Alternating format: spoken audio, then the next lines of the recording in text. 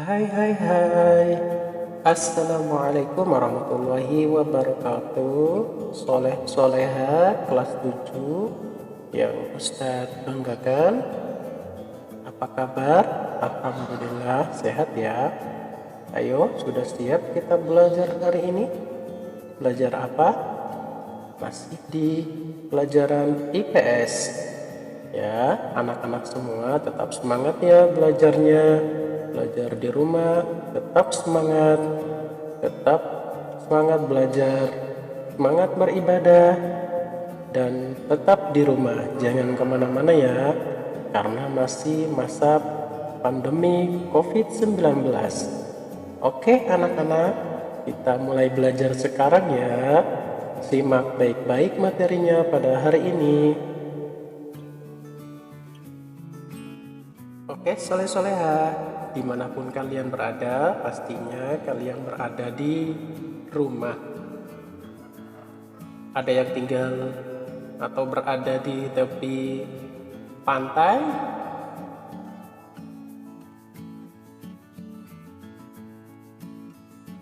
atau ada yang berada di pegunungan. Ya, pastinya semua itu adalah tempat di atas bumi yang memiliki antar ruangan yang saling berkaitan, ya, memiliki karakteristik yang berbeda satu sama lain. Soleh-soleha, jika kalian perhatikan di tempat kalian masing-masing, pasti ada yang berbeda, baik itu penduduknya, aktivitasnya, keramaiannya, dan lainnya. Ya, semua itu meskipun berbeda, kita harus saling menghargai satu sama lain. Oke, soleh-soleha, sekarang kita belajar materinya interaksi ruang dan antar ruang.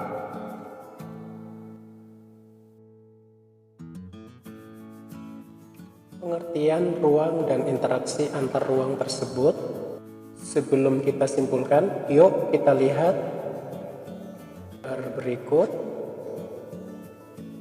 Yang pertama ada gambar rumah. Rumahnya berada di pinggir sungai ya. Nah, rumah dan daerah yang ada di pinggir sungai itu kita katakan juga sebagai ruang. Kemudian gambar yang kedua kita lihat adalah sebuah gambar yang berada di area terbuka. Yang ketiga apa yo? Soleh-soleha sudah pernah ke sini, ke tempat ini? Nah, pasti sudah tahu ini adalah supermarket atau swalayan. Kemudian yang keempat bisa kita lihat di gambar ini adalah toko buku. Ayo, siapa yang sering ke toko buku? Dan ada butik dan toko mainan. Nah, soleh-soleha, keempat gambar ini dikategorikan sebagai ruang. Ayo, soleh-soleha, dari gambar-gambar ini, siapa yang sudah tahu pengertian ruang? Ayo, acungkan tangan atau komentar di bawah ini ya. Oke.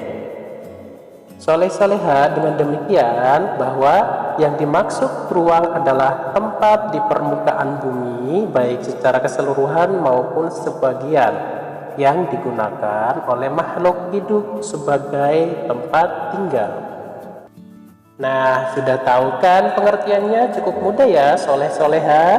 Nah, itulah yang dimaksud dengan ruang. Oke, kita lanjut ya, masih tetap semangat. Oke, kita lanjut. Kondisi yang seperti apa atau kondisi saling bergantung untuk terjadinya interaksi antar ruang atau intervening opportunity yang kita bahas ya. Oke, yang pertama, nah di sini ada dua wilayah. Wilayah A sebagai penghasil sayuran. dan wilayah B sebagai penghasil beras. Ayo, siapa yang wilayahnya penghasil sayuran? Atau siapa wilayahnya yang penghasil beras? Acungkan tangan atau komentar di bawah ya. Soleh-soleha pasti ada ya di wilayahnya yang berpenghasil sayuran dan penghasil beras. Ayo, di wilayahnya soleh-soleha semua penghasil apa? Ayo, silahkan katakan di komentar di bawah ya. Oke, kita lihat wilayah A sebagai penghasil sayuran, sedangkan wilayah B sebagai penghasil beras. Nah, kedua wilayah ini pastinya saling membutuhkan. Wilayah A tentunya pasti membutuhkan penghasil beras, sedangkan wilayah B pasti membutuhkan penghasil sayuran. Jika masing-masing memiliki kelebihan atau surplus, maka wilayah A melakukan interaksi dengan wilayah B melalui aktivitas perdagangan atau jual beli. Inilah yang dikatakan sebagai saling melengkapi atau complementarity. Jadi, wilayah A melengkapi kebutuhannya dengan berinteraksi dengan wilayah B. Sebaliknya, wilayah B melengkapi kebutuhannya dengan berinteraksi dengan wilayah A. Oke, kita lanjut ya.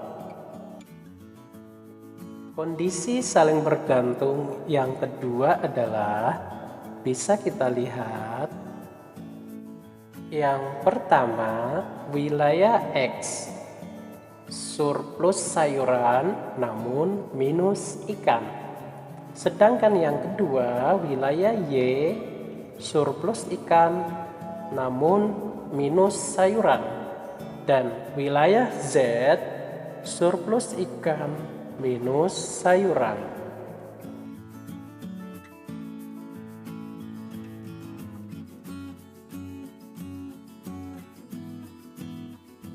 Oke, ya kita lihat wilayah X sering membeli ikan di wilayah Y. Namun diketahui ternyata di wilayah Z juga surplus ikan atau menjual ikan. Sehingga wilayah X karena jaraknya lebih dekat dan ongkos transportasinya lebih murah, maka wilayah X melakukan transaksi atau membeli ikan di wilayah Z. Para pembeli ikan di wilayah X akan beralih membeli ikan di wilayah Z. Akibatnya, interaksi antara wilayah X dengan wilayah Y melemah. Nah, inilah yang dinamakan kesempatan antara atau intervening opportunity. Itu ya, soleh-soleha, paham ya semuanya? Oke, kita lanjut. Kondisi saling bergantung untuk terjadinya interaksi antar ruang. Ayo kita lihat, itu gambar jalannya. Jalannya bagus sekali ya. Pengangkutan barang atau juga orang memerlukan biaya. Biaya untuk terjadinya interaksi tersebut harus lebih rendah dibandingkan dengan keuntungan yang diperoleh. Jika biaya terlalu tinggi dibandingkan dengan keuntungannya, maka interaksi antar ruang sulit atau kemungkinan tidak terjadi. Kemudahan transfer dan biaya yang dibutuhkan juga tergantung pada infrastruktur, yaitu contohnya jalan yang menghubungkan antar daerah asal dan daerah tujuan. Kalau jalannya rusak dan sulit untuk dicapai, maka akan mengurangi jalannya interaksi ya, soleh-soleha.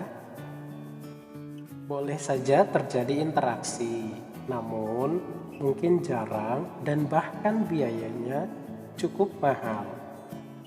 Nah, sebagai contoh, seseorang akan menjual hasil buminya ke wilayah A karena jalannya bagus.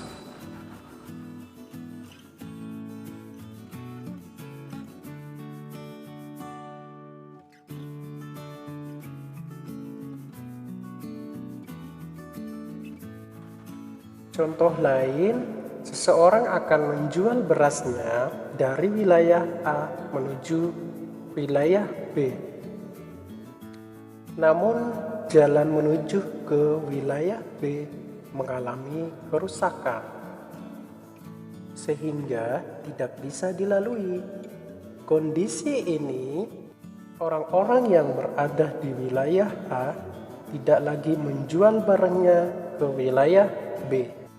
Jadi, kemudahan transfer juga bisa mempengaruhi